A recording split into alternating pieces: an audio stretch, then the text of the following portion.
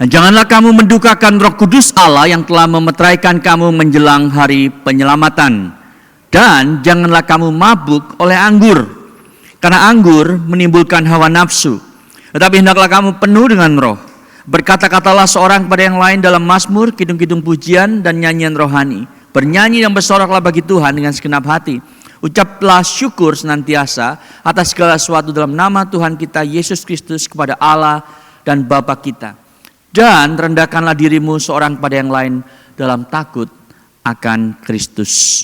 Demikian jawab bacaan firman Tuhan yang tidak bersalah dan tidak dapat bersalah. Silakan duduk jemaat sekalian. Saudara, pada waktu Anda mendengar Roh Kudus, frase Roh Kudus, apa yang muncul dalam benak Anda? Saudara, Roh Kudus itu seperti apa sih? Bagaimana Anda tahu bahwa hidup Anda, kata Rasul Paulus, itu dipimpin oleh Roh Kudus?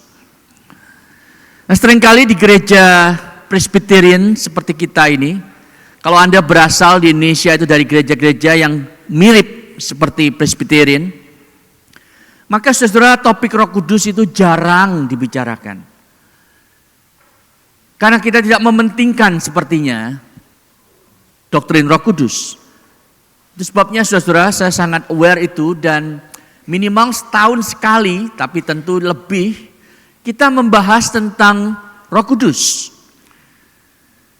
Lebih tepatnya lagi, bukan kita menaruhnya di bawah mikroskop, tetapi meminta dia untuk menaruh kita di bawah mikroskop dan dia meneliti hati kita. Dan ini yang kita akan coba lakukan hari ini saudara, dan melihat bahwa sebetulnya setiap hari kita itu berespon terhadap Allah dengan 3 respon yang berbeda, dan kita tidak sadar akan hal itu.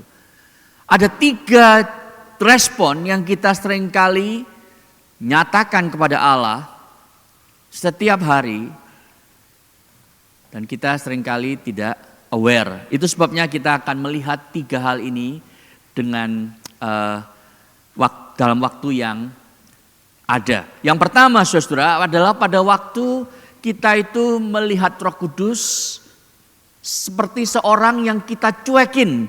Bahkan bukan hanya cuekin saudara, tapi kita tolak, kita tentang, kita lawan. Bahkan kita hujat, itu blasphemy artinya. Yang kedua adalah pada waktu Roh Kudus itu kita sakiti hatinya. Dan yang ketiga, pada waktu kita itu mengizinkan dia masuk dan menguasai seluruh hidup kita. Itu 3 respon yang Anda dan saya tiap hari harus pilih yang mana saudara akan tunjukkan kepada Allah di dalam rohnya. Mari kita lihat yang pertama terlebih dahulu. Blasphemy a person refuse. Saudara, ini muncul bukan dari Efesus tetapi dari Matius ya. Saya harus pinjam ke sini supaya kita itu tahu spektrum respon manusia yang ada terhadap Allah Roh Kudus. Nah, tentunya di Perjanjian Baru ada banyak lagi yang lain ya. Kita bisa jangan mencobai Roh Kudus, jangan menghina Roh Kudus dan seterusnya. Tetapi setelah kita fokus ketiga ini karena menurut saya ini menjadi representasi dari posisi orang yang bukan Kristen, yaitu yang pertama ini, dan yang 2 berikutnya adalah posisi orang Kristen. Ya, mari kita lihat yang pertama. Apa artinya menghujat, saudara? Menghujat Roh Kudus menurut Yesus itu adalah dosa yang tidak bisa diampuni. Saudara, dari seluruh Alkitab hanya 1 dosa yang Yesus sendiri bilang tidak bisa diampuni. Itu sebabnya ini menjadi hal yang sangat serius, saudara. Yaitu dosa yang menghujat Roh Kudus. Tidak bisa diampuni di dunia ini maupun di dunia yang akan datang, saudara. Nah, menghujat itu adalah dosa yang melibatkan mulut kita. Perkataan kita yang melawan Tuhan. Nah, taunya dari mana? Dari Matius 12. Ya, ayat 31 Yesus bilang, hujat terhadap Roh Kudus tidak akan diampuni. Saudara, konteksnya adalah begini. Yesus itu sedang menyembuhkan seorang yang kerasukan setan. Ini kejadian publik dilihat banyak orang, ya, dan buktinya pasti tidak bisa diganggu gugat karena terjadi, saudara. Orang yang kerasukan setan dilepaskan oleh Yesus. Tetapi kemudian orang Farisi itu mengatakan, oh ini mah bukan dari Allah kekuatan yang dia pakai, yang Yesus itu tunjukkan. Ini adalah kekuatan dari setan, dari Beelzebul. Jadi saudara, mereka dengan sengaja, meskipun mereka sudah mendapatkan pengajaran tentang hukum Allah dari kitab Taurat Musa, tapi mereka mengatakan bahwa ini dari setan, bukan dari Allah. Itu sebabnya Yesus mengatakan, kalau engkau menghujat Roh Kudus, engkau tidak akan bisa diampuni. Yesus sedang mengatakan kepada para pemimpin agama itu, kamu ini hampir melakukan dosa yang tidak akan bisa diampuni. Saudara, bersyukur di akhir hidupnya di dunia, di atas kayu salib, Yesus bilang, Bapa ampunilah mereka, orang-orang ini. Karena mereka tidak tahu apa yang mereka lakukan. Karena kalau enggak, saudara, mereka itu akan melakukan dosa yang tidak akan bisa diampuni. Jadi menghujat Roh Kudus itu apa, saudara? Bukan kalau misalnya Anda itu sedang mikir pikiran yang jahat gitu ya, atau Anda sedang ngamuk sama orang gitu, lalu Anda berdosa terhadap Roh Kudus dan itu menghujat Roh Kudus. Bukan, saudara. Menghujat Roh Kudus itu adalah sebuah aksi yang Anda itu tahu secara sengaja melawan dan juga secara konstan Anda tunjukkan kepada Allah. Jadi ini tidak bisa diampuni bukan karena Tuhan tidak mau mengampuni, tetapi karena Anda sendiri secara full dan secara konsisten itu mengeraskan hati terhadap Roh Kudus. Itu artinya, saudara. Nah, contohnya apa sih hari ini? Contohnya begini. Kalau dalam ibadah ini sekarang nih ya, melalui khotbah ini, Roh Kudus itu menunjukkan bahwa Yesus itu adalah Allah. Yesus itu datang ke dunia untuk menyelamatkan dosamu dan dia mau engkau kembali kepadanya. Tapi lalu Anda bilang begini dalam hati, ini mah suara setan. Buat apa saya turutin? Jadi Anda tahu bahwa itu dari Allah, tetapi Anda mengatakan, no, ini dari setan, saya tidak mau mengikuti dan seterusnya. Atau Anda itu menghina orang yang bertobat lalu menjadi Kristen, lalu kesaksian hidupnya berubah, lalu Anda bilang, ya mungkin Yesus, mungkin setan, siapa tahu. Saudara, pada waktu Anda menuduh pekerjaan Allah sebagai pekerjaan setan, meskipun Anda itu tahu bahwa itu adalah pekerjaan Allah, di sanalah Anda melakukan dosa menghujat Roh Kudus. Yang berikutnya, saudara, kalau gitu apakah saya sudah pernah melakukan ini? Jangan-jangan saya sudah melakukan dosa yang tidak bisa diampuni. Celaka deh gitu. Saudara, saya ingin kasih tahu Anda, kalau Anda itu khawatir Anda pernah melakukan dosa ini, kekhawatiran itu justru menunjukkan bahwa Anda belum pernah. Karena orang yang sungguh-sungguh menghujat Roh Kudus, dia gak akan pernah peduli, saudara. Jadi kalau Anda itu malah khawatir, apakah benar ya? Hati saya ini sudah begitu keras, begitu jahat, begitu licik sampai saya menghujat Roh Kudus. Kalau Anda khawatir, itu berarti Roh Kudus masih bekerja dalam hati Anda.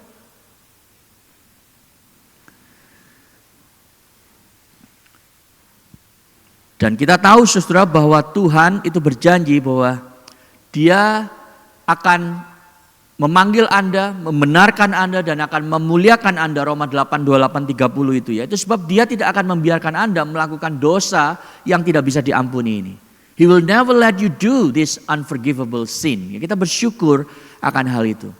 Tetapi kalau ada di sini ya yang selalu menolak Tuhan seumur hidup, saudara, biarlah hari ini menjadi hari yang berbahagia.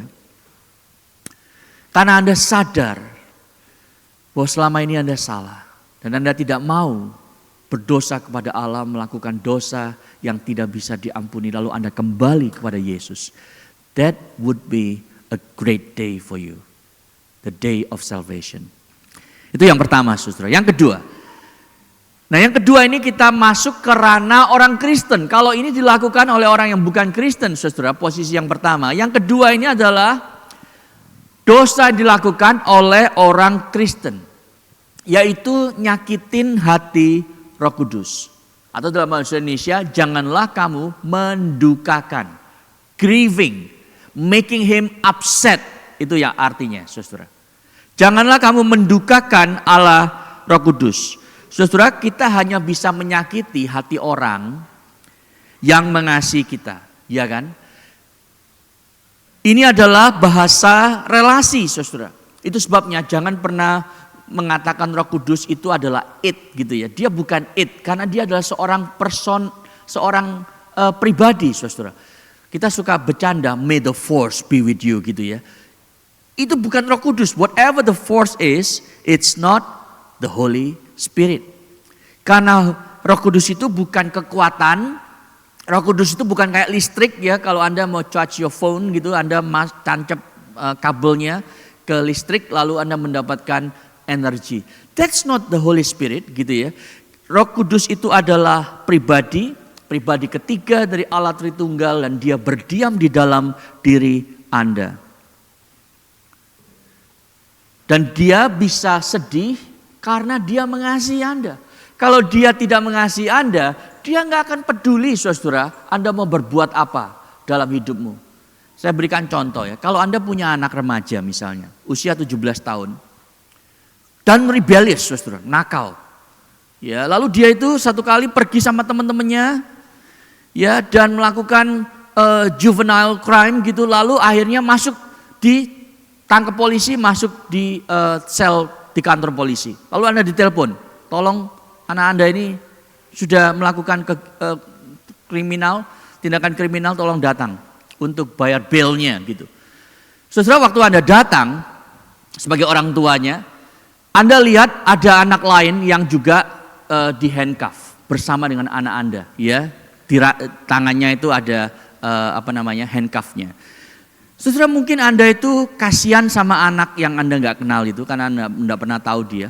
Tapi Anda tidak akan merasa sedih banget gitu. Tapi pada waktu Anda melihat anak Anda sendiri, Anda akan sangat-sangat sedih, sangat-sangat terpukul. Kenapa anak saya bisa seperti ini? Saudara, Anda bisa sedih karena Anda mengasihi anak Anda.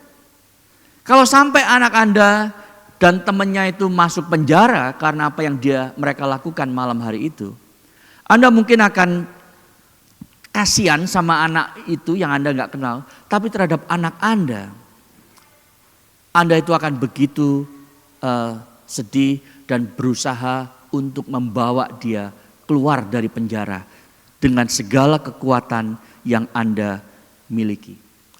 Hanya kasih yang membuat seseorang itu meratap karena apa yang Anda lakukan. Only love can grieve. Itu sebabnya, saudara, pada waktu Allah Roh Kudus dikatakan berduka hatinya, itu karena dia mengasihi engkau. Itu yang saya ingin sampaikan. Nah, apa artinya, saudara? Bagaimana kita tahu bahwa kita itu sudah mendukakan Roh Kudus? Itu mungkin yang penting. Anda kalau dengar khotbah selalu bilang gini ya, oke, kasih ilustrasinya, kasih aplikasinya dong, jangan ngejelimet gitu kan. Dan saya ngerti soal itu, saudara ya, itu yang diinginkan banyak orang. Jadi ada banyak cara, saudara, kita itu mendukacitakan hati Roh Kudus. Saya kasih beberapa hints gitu ya. Yang pertama, kalau Anda tidak peduli untuk hidup kudus. Saudara, hidup kudus itu bukan kemana-mana bawa Alkitab yang ESV Study Bible yang gede gitu ya. Wah, ke kantor bawa itu, ke kampus. Backpackmu kok berat banget. Isinya 3 Alkitab, 1 Inggris, 1 Indonesia, 1 bahasa Yunani gitu ya. Dibawa kemana-mana, karena aku orang kudus. Saudara, bukan itu orang kudus.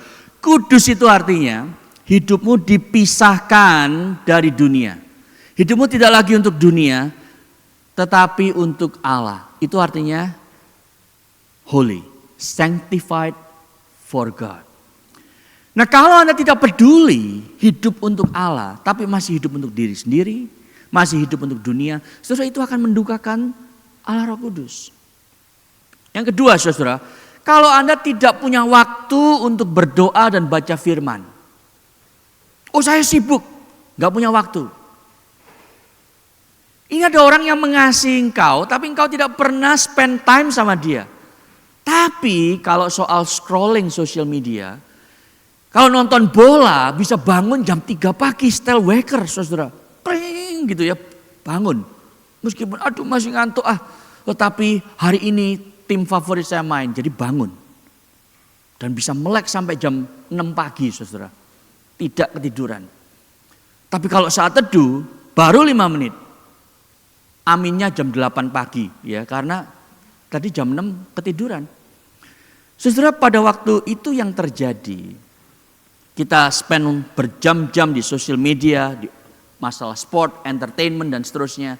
Tapi tidak dengan firman Tuhan, maka saudara tentu itu akan mendukakan Allah Roh Kudus.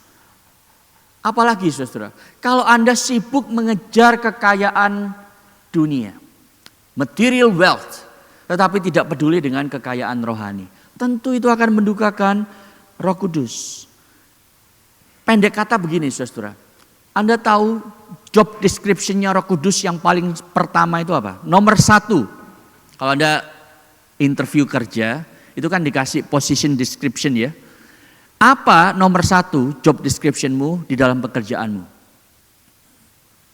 Ini pertanyaan beneran ya. Anda harus tahu kan, what's your number 1 job description? Nah, kalau Anda tanya sama Roh Kudus, apa sih pekerjaan utama Roh Kudus? Nomor 1 dan yang terutama adalah meninggikan Yesus. To make Jesus look great. Yohanes 15 ayat 26. Yesus sendiri bilang, Roh yang akan kutus itu akan bersaksi tentang aku, bukan tentang dirinya sendiri, tapi tentang aku, kata Yesus. Nah, jadi saudara, selama hidupmu itu memberikan kesaksian tentang Yesus, memuliakan Yesus, meninggikan Yesus, Anda tidak mungkin mendukakan Roh Kudus. Tapi kalau sebaliknya, perkataan dan perbuatan Anda tidak meninggikan Yesus, maka saudara, Anda akan mendukakan Roh Kudus. Itu sebab dalam membuat keputusan-keputusan yang Anda temukan sulit dalam hidup, pertanyaannya bukan gini saudara, benar gak ya saya pindah ke Australia? Benar gak ya saya pindah pekerjaan? Benar gak ya saya menikah sama dia? Jawabannya bukan benar apa salah. Pertanyaan yang seharusnya Anda tanyakan pada diri Anda adalah, apakah Yesus lebih dipermuliakan kalau saya bilang ya atau tidak? Karena dengan itulah Anda tidak mendukakan Roh Kudus. Anda nangkep soal itu ya. Nah, pada waktu Anda melihat sekeliling ayat 30 pasal 4 tadi, Anda akan tahu bahwa ada banyak hal yang ditunjukkan oleh Rasul Paulus juga.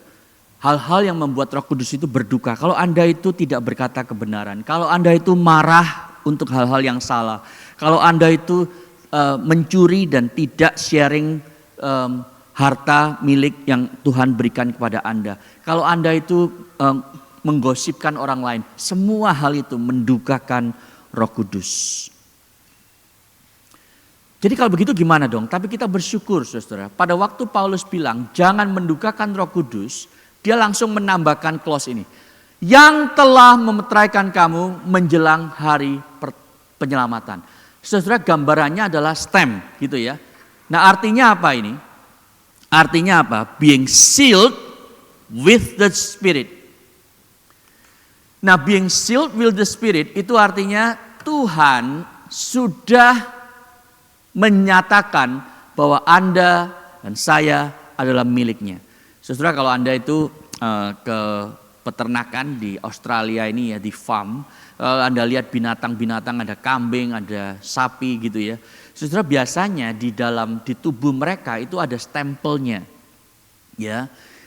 Kalau ditulis MJ gitu. Nah, ini sapi punyanya Michael John misalnya ya.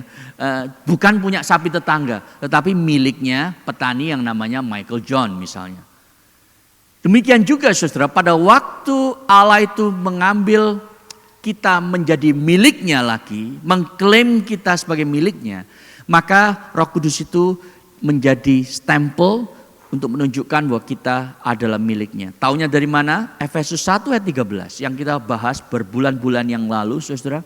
Ketika Anda percaya kepada Yesus, dikatakan di sana, Anda dimeteraikan dengan Roh Kudus yang dijanjikannya itu. Jadi, kapan kita itu dimeteraikan? Waktu percaya. Waktu Anda percaya Yesus, detik itu juga Anda dimeteraikan. Ingat tadi ayat yang kita baca di berita anugerah. Kalau bukan karena Roh Kudus, Anda tidak mungkin bisa menyatakan Yesus itu adalah Tuhan. Jadi menerima Yesus dan dimeteraikan oleh Roh Kudus itu terjadi bersamaan. Roh Kudus itu adalah down payment. Kalau Anda beli rumah, Anda perlu down payment ya, uang muka, uang cicilan ya. Roh Kudus itu diberikan sebagai uang muka untuk menjadi garansi saudara bahwa saya dan Anda akan bersama-sama nantinya diselamatkan secara komplit di hari Yesus datang yang kedua kali. Ilustrasi lain saudara, Roh Kudus itu adalah engagement ring. Cincin yang diberikan pada waktu Anda dipropose gitu ya, supaya nanti Anda itu akan bersama di dalam perjamuan kawin anak domba. Jadi Anda sekarang tahu artinya apa itu dimeteraikan oleh Roh Kudus, dan itu sebabnya apa kaitannya dengan mendukakan Roh Kudus tadi. Kalau Anda sudah mendukakan Roh Kudus, tidak berarti Roh Kudus itu akan kemudian menghilang dari Anda. Itu konsep perjanjian lama. Di dalam perjanjian baru, pada waktu Yesus itu dan Allah Bapa mengutus Roh Kudus, dia tidak akan pernah minggat dari hati kita. Dia tidak akan pernah ngeloyor pergi dari hati kita. Terlepas dari dosa yang Anda lakukan yang membuat dia sedih. Kenapa saudara? Karena itu tadi, dia sudah dimeteraikan. Dia ada di dalam hati kita satu kali untuk selama-lamanya. Itu sebabnya kalau Anda sudah mendukakan Roh Kudus, yang Anda lakukan adalah bertobatlah. Kembalilah kepadanya, dengarlah suaranya, dan saudara akan mendapatkan pengampunan dan Anda akan kembali hidup dipimpin oleh Roh Kudus, seirama dengan Roh Kudus dan dikuasai oleh Roh Kudus. Tapi lalu Anda mungkin bilang begini, loh tapi saya ini selama ini jadi orang Kristen ya. Saya ini nggak baca firman dengan teratur, saya nggak berdoa teratur gitu ya. Tapi nggak apa-apa tuh, hidup saya baik-baik saja, malah ada berkat-berkat Tuhan. Jadi bagaimana? Saudara, saya pernah diberikan satu ilustrasi waktu saya remaja, berarti sudah puluhan tahun yang lalu, yang saya ingat sampai sekarang. Kalau Anda lihat kipas angin, ya, tahu ya kipas angin? Mungkin jarang di sini. Biasanya kita punya yang gede banget kalau summer dipakai. Kalau saudara lihat kipas angin yang sedang jalan gitu ya, paling kenceng. Ya, nomor 6 gitu ya, wah kenceng sekali kan. Apa yang kita lakukan biasanya? Ngomong di depan kipas angin, ya, karena robotic voice. Betul ya? Anyway, that's not your childhood apparently. Waktu saya kecil begitu. Tapi begini saudara, poin saya adalah kalau Anda cabut itu kabel, apakah kipas anginnya masih jalan? Oh iya masih jalan, iya kan? Tapi tambah lama, tambah pelan. Saudara, itulah hidup Kristianimu pada waktu Anda tidak lagi nempel kepada the power of the Holy Spirit. Karena Anda sudah mencabut Roh Kudus itu, suaranya dari dalam hatimu, Anda tidak peduli lagi. Memang Anda masih terus berputar, tapi semakin lama akan semakin pelan. Itu sebabnya saudara hari ini kembalilah kepadanya dan bertobatlah. Yang ketiga saudara, ini yang ideal, yang seharusnya kita miliki, yaitu dipenuhi oleh Roh Kudus. Janganlah kamu mabuk oleh anggur, Karena anggur menimbulkan hawa nafsu, tapi hendaklah kamu penuh dengan roh. Wah, ini ayat yang kita jarang bahas gitu ya, khususnya di gereja seperti kita gitu kan, Presbyterian. Kenapa? Oh iya, kita ini gereja yang tidak, kita kan sering dituduh seperti gereja yang tidak ada Roh Kudusnya. Waduh gitu ya. Sementara ada gereja lain yang penuh Roh Kudus, kita mungkin seperempat. Itu sebabnya kalau nyanyi itu dingin gitu ya, cold dan seterusnya. Sementara di gereja lain, wah jingkrak-jingkrak, saudara tangannya begini gitu ya. Lalu ada yang waktu khotbah itu selalu menjawab, yes, amen gitu. Kalau kita sih ngantuk tidur kan. Nah saudara, apakah benar seperti itu? Bahwa gereja-gereja seperti kita itu tidak ada kepenuhan Roh Kudus. Nah mari kita lihat saudara. Ada 5 observasi yang saya ingin sampaikan dengan cepat saja dari ayat 1 tadi itu ya. Ya. Yang pertama, jangan kamu mabuk oleh anggur. Lihat kontrasnya saudara. Jadi kalau Anda mikir ya, PA baik-baik, pemahaman Alkitab, Anda akan lihat dan bertanya gini, kenapa Paulus membandingkan, mengkontraskan antara penuh Roh Kudus dengan mabuk anggur? Kenapa dia tidak mengkontraskan dengan misalnya, janganlah membunuh orang lain, tapi penuhilah dirimu dengan Roh Kudus. Dia tidak bilang gitu kan. Dia bilang jangan mabuk oleh anggur, oleh wine, oleh alkohol, tapi penuhilah dirimu dengan Roh Kudus. Kenapa saudara? Karena memang ada persamaan. Orang yang dipenuhi dengan anggur, dengan wine, pasti mabuk. Kalau Anda nggak percaya, ya di Victoria ini saudara, kalau Anda itu if you drink and drive, you are bloody idiot kata ad-nya, ya kata advertisement yang dimunculkan oleh government saudara. Tapi maksudnya adalah orang yang mabuk itu DUI, ya driving under the influence of alcohol. Di bawah, di atas 0,05% Anda akan ditangkap dan konsekuensinya itu cukup serius saudara. Demikian juga orang yang dipenuhi Roh Kudus itu di bawah pengaruh Roh Kudus. Di bawah kontrol oleh Roh Kudus, itu persamaannya. Tapi ada bedanya. Bedanya apa saudara? Orang yang dipenuhi wine itu kehilangan kontrol diri. Tiba-tiba dia ngomongnya salah. Tiba-tiba rahasia yang mestinya dia simpen, dia buka. Ya kan? Lalu dia bisa jadi kayak orang yang benar-benar gak sadar, dia bisa dansa-dansa, ngangkatin orang lain gitu ya. Terus jatuh, nubruk kaca dan seterusnya. Kenapa? Kehilangan kontrol.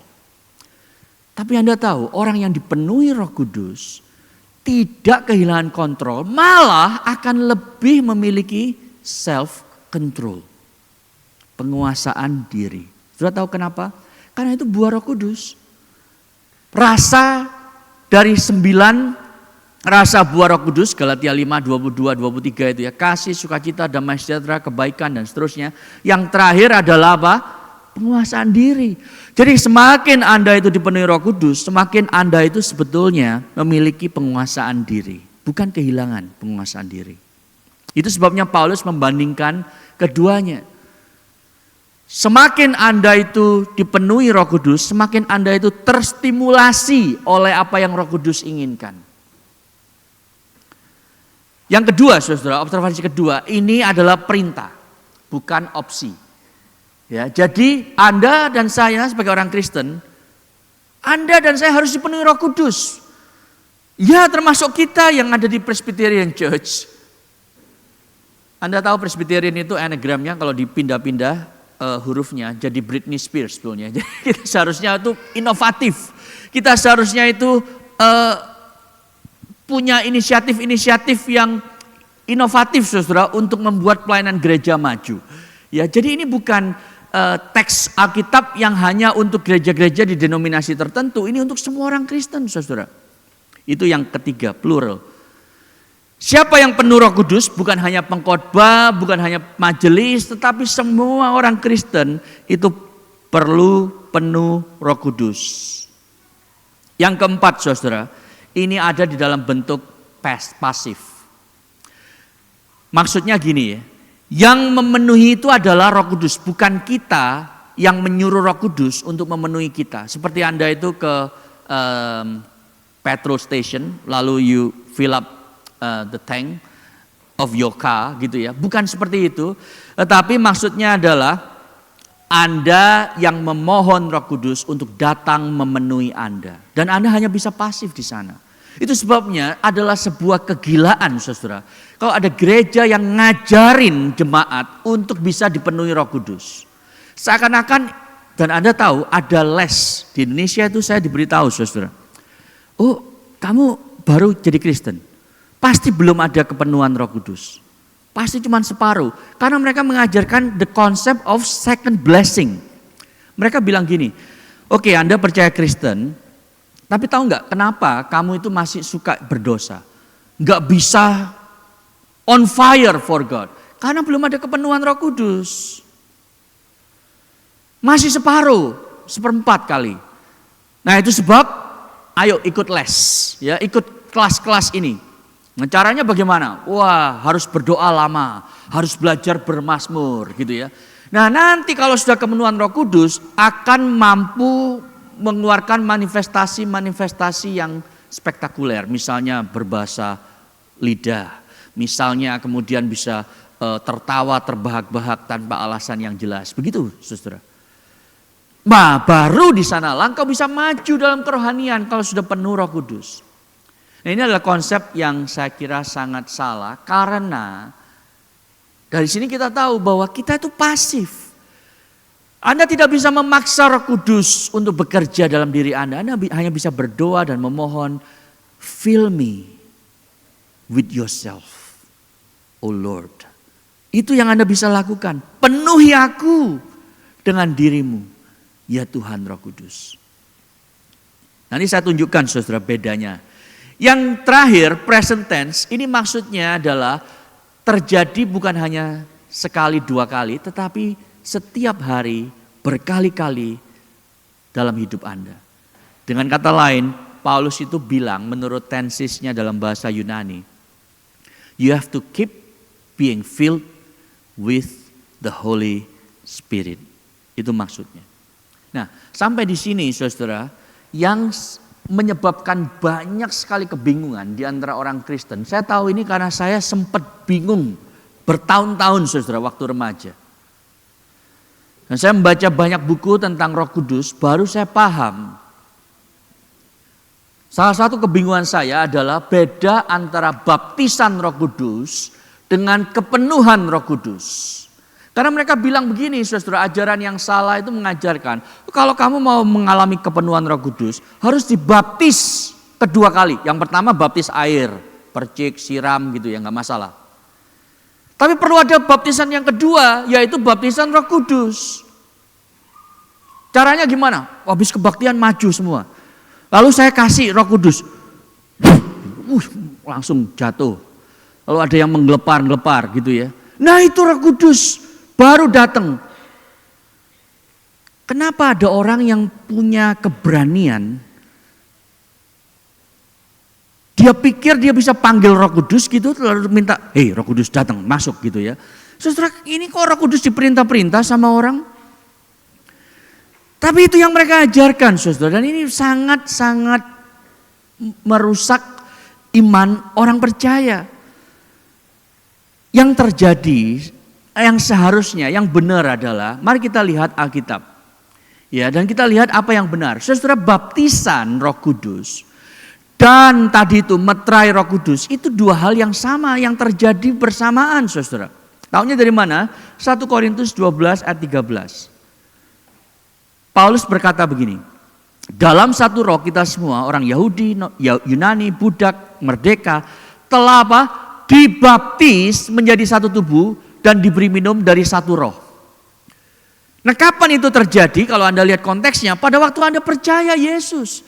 Jadi waktu Anda percaya Yesus, Anda dimeteraikan dan Anda dibaptis Roh Kudus. Kalau meterai itu artinya Anda sekarang milik Tuhan. Kalau baptis itu artinya Anda sekarang dimasukin, dicangkokkan ke dalam tubuh Kristus, yaitu gereja. Itu artinya. Nah, mungkin gak Roh Kudus cuma datang separuh? Enggak, dia datang tentunya sepenuhnya saudara di dalam dirimu. Jadi, filled with the Holy Spirit, dipenuhi Roh Kudus, bedanya dengan baptisan saudara. Baptisan ini terjadi cuma sekali seumur hidup. Ya, tidak akan terulang dan tidak bisa di-cancel oleh siapapun. Tetapi dipenuhi Roh Kudus itu harus terjadi berulang kali setiap hari saudara. Karena masalahnya bukan Roh Kudusnya yang kurang, tapi Anda yang tidak hidup dipimpin oleh Roh Kudus. Itu bedanya saudara, dua hal ini. Yang satu cuma sekali, yang satu harus berulang kali terjadi dalam hidup Anda. Kenapa harus berulang kali? Karena ini saudara, kalau Anda itu belum memiliki 3 benefit atau 3 tanda ini, berarti Anda belum hidup dipenuhi Roh Kudus dan itu sebabnya Anda harus minta tiap hari. Yang pertama adalah fellowship. Ya, dikatakan di sana kalau Anda itu menyanyikan mazmur dan puji-pujian kepada Tuhan dan sesama, itu tanda Anda itu dipenuhi Roh Kudus. Nah, bukan berarti gini ya. Kalau orang itu dipenuhi Roh Kudus, tiba-tiba dia tuh kalau ngomong selalu dalam bentuk nyanyian. Hei, apa kabar gitu. Minggu ini kamu sehat gitu. Enggak, saudara, itu kan cuman di Broadway show gitu ya. Kalau ngomong pakai nyanyi. Maksudnya bukan itu. Maksud Rasul Paulus adalah Anda itu senang bersekutu dengan Tuhan dan dengan sesama. Dan pada waktu Anda bersekutu dengan Tuhan dan sesama seperti di ibadah ini, kita nyanyikan, kita memuji Tuhan dan kita mengencourage satu dengan yang lain dengan mazmur dan pujian dan firman Tuhan. Itu tandanya Anda itu hidup dipimpin Roh Kudus. Yang pertama. Yang kedua, Anda tidak menjadi orang yang mudah menggerutu. Komplain terus kerjanya. Kenapa ya hawa begitu dingin? Nanti kalau Januari, kenapa ya begitu panas? Gitu kan. Kenapa ya ini nggak panas dan nggak dingin? Lu yang maunya apa sih gitu kan? Kenapa kok hujan terus? Kenapa kok nggak hujan-hujan gitu? Saudara repot kan? Nah, orang yang dipenuhi Roh Kudus itu dipenuhi dengan sukacita, ada gratitude. Kalau sedang mengalami kesulitan hidup Tuhan, aku tahu kesulitan ini Engkau izinkan terjadi untuk aku belajar berserah kepadamu dan bukan kepada pengalamanku dan kekuatanku. Jadi terima kasih Tuhan, dalam kesulitan ini aku belajar untuk lebih bersandar kepadamu. Tolong aku untuk kuat dan tidak menggerutu.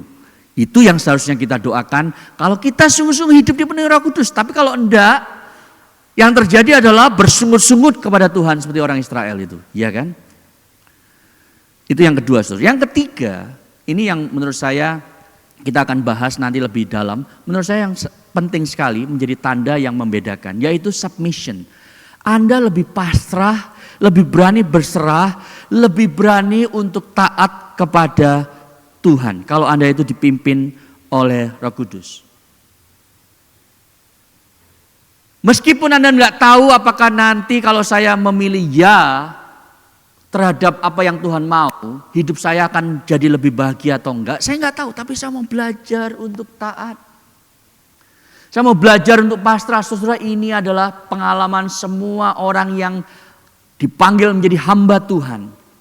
Mereka meninggalkan pekerjaannya lalu jadi full timer. Saudara, mereka tidak tahu apakah nanti akan cukup, apakah hidupnya akan bahagia, tetapi mereka tahu satu hal. Tuhan yang memanggil, Tuhan yang mencukupkan. Itu sebab mereka mau taat. Itu namanya dipimpin oleh Roh Kudus.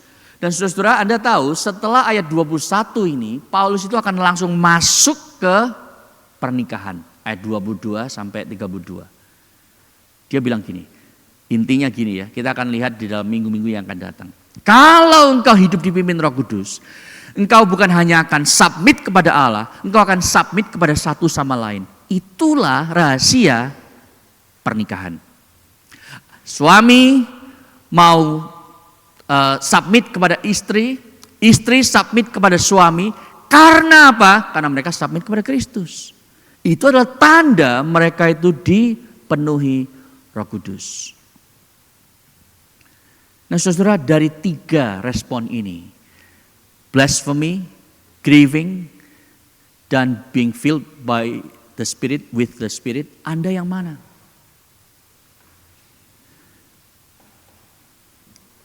Tapi kita bersyukur saudara, ini gospel connection-nya, yang manapun Anda, mungkin Anda hari ini adalah orang yang selalu menolak, membangkang, memberontak kepada Allah sampai detik ini.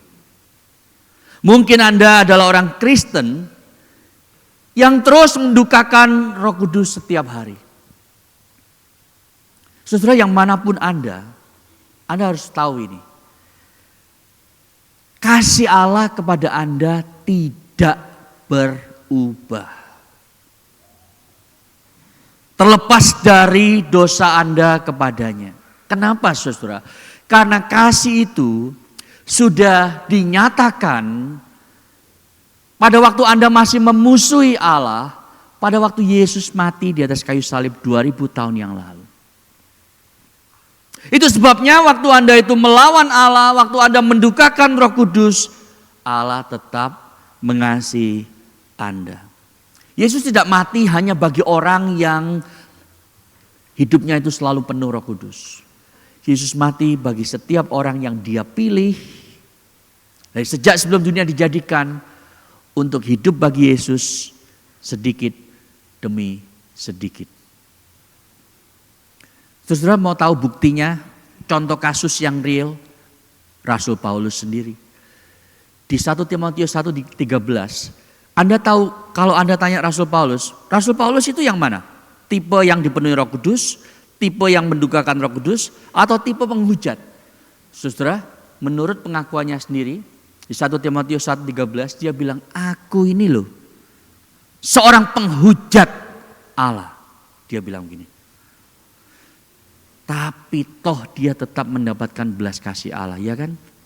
Di Kisah Rasul 9 itu Tuhan datang kepadanya, Saulus, Saulus, mengapa engkau menganiaya aku? Yesus mati saudara bagi orang-orang yang menghujat dia. Yesus mati bagi orang-orang yang percaya, yang masih seringkali berdosa kepadanya, membuat duka cita Roh Kudus. Kalau Anda tidak yakin Anda hari ini yang mana, saudara datanglah kepadanya, kembalilah kepadanya. Karena Anda tahu, sebesar apapun dosa Anda di masa lampau, tidak akan pernah meng-cancel kasih Allah kepada Anda yang Dia sudah nyatakan di atas salib. Mau saudara? Mari kita tunduk kepala, kita berdoa.